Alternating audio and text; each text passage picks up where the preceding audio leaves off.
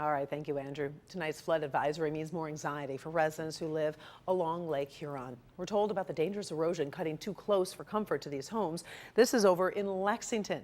Now, in the past week, one resident even fell into the lake as that ground just gave way under him. He spoke with our Paula Tutman about exactly what happened and what he says his neighbors need to know. My heart is broken for these people, Paula.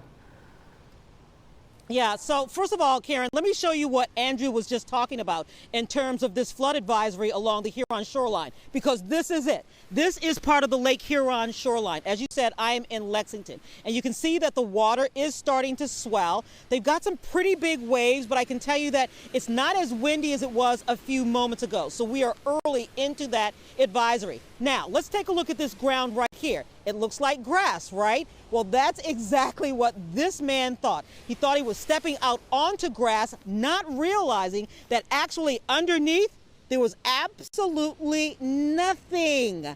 And he is lucky to be telling us his story.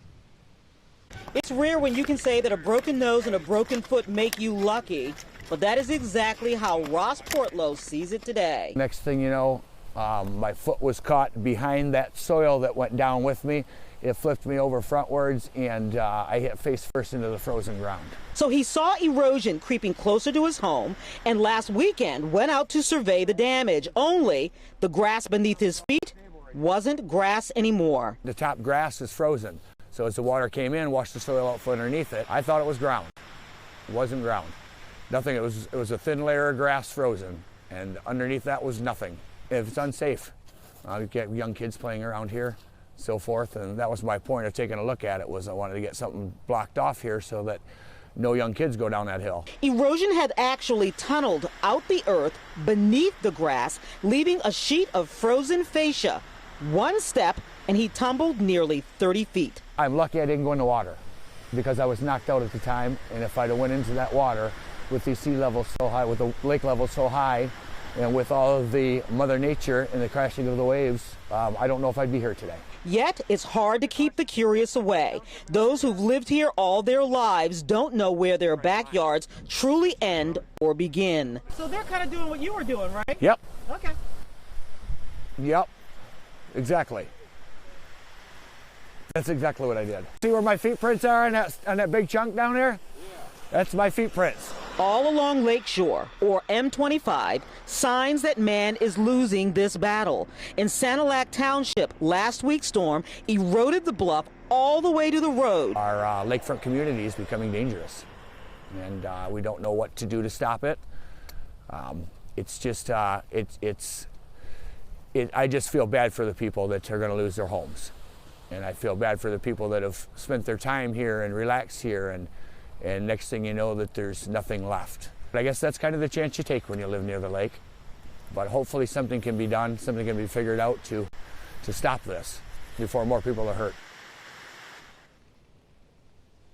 You know, when you talk about a potpourri of problems, this winter season is absolutely it. So we're talking about erosion you can see. We're talking about erosion that you can't see. We're talking about structures that are actually going into the lake, floating into the lake, and they're going to be torpedoes and problems for boaters in the summer. And so there's just so much going on. Certainly the township administration, neighbors say they're satisfied that they are trying to figure out what to do, but at this point they really can't figure out how to fight this. And Karen, also deeply, deeply concerning is that road up there in Sanilac Township. When you see that erosion close to the road like that, they're throwing in boulders and stones and dirt, trying to keep that erosion from actually going up over the road. This is a serious, serious problem. Yeah, a fight against Mother Nature, and as we know, most of the time Mother Nature always wins. I have to ask you, Paula, were you not freaking out when those guys were standing right there where that gentleman had already fallen? Oh.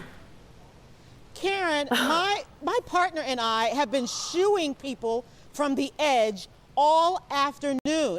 And some people say, oh, no, we're fine. We've lived here all our lives. We know where the ground is. Ross has lived here all his life as well. And he thought right there it was ground. And in fact, just since Sunday, Karen, it has already eroded an additional 4 feet from where he fell in. Wow. Yeah, it is terrifying to see. Well, thank you for sharing this story. And I'm sure that was a very cold live shot. So get on in the live truck and warm up. We appreciate it, Paula. First and